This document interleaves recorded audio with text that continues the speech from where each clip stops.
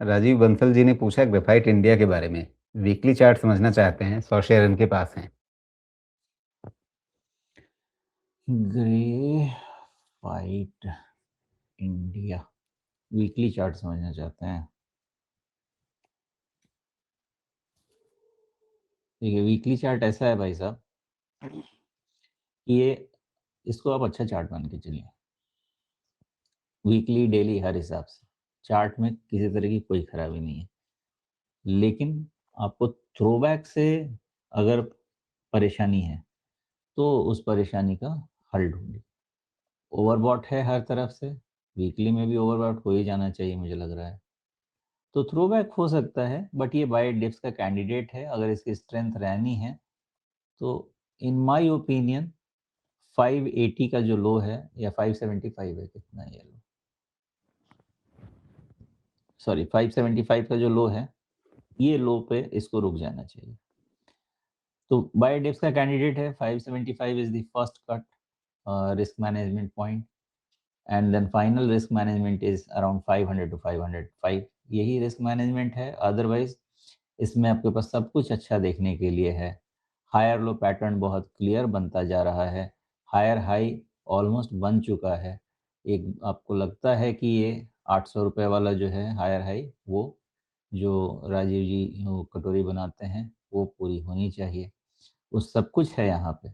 Risk management के लिए ध्यान रखना चाहिए कि 575 का लो है और 505 के आसपास, ये दो चीज़ें हैं जिसको जैसा रिस्क मैनेजमेंट करना उस हिसाब से समझ सकता है। बाकी चार्ट में कोई खराबी नहीं।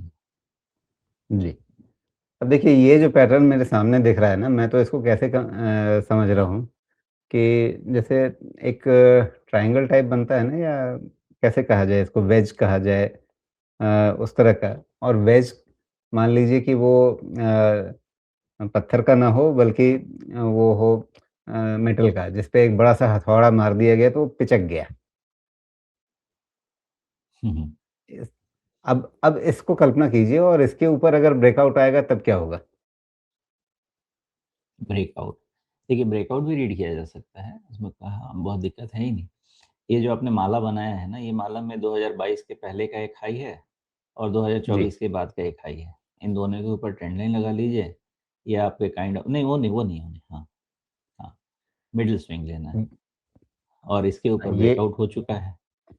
हाँ, ये और इसके बाद ओके। तो आप कह रहे हैं कि इस चार्ट में यहाँ पे एक ब्रेकआउट बन चुका है, और इसलिए इसको अच्छे से सकारात्मक ढंग से देखना चाहिए। हाँ, इसीलिए ओके। इस थ्रोबैक को बहुत अच्छे से रीड कीजिएगा। इसमें एक और काम करना चाहिए अपने को, इसमें ना लोअर ट्रेंड लाइन सपोर्ट भी बनाना चाहिए।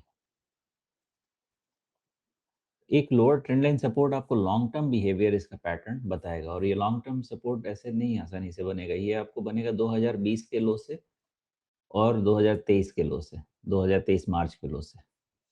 ये ट्रेंड लाइन नीचे से सपोर्ट बना लीजिए, बिकॉज थ्रोबैक हुआ तो मैं अभी तो कह रहा हूँ आपको 505 के आसपास था, उस समय ये ट्रेंड लाइन कहाँ पे जाता है ये भी इवैल्यूएट करना पड़ेगा।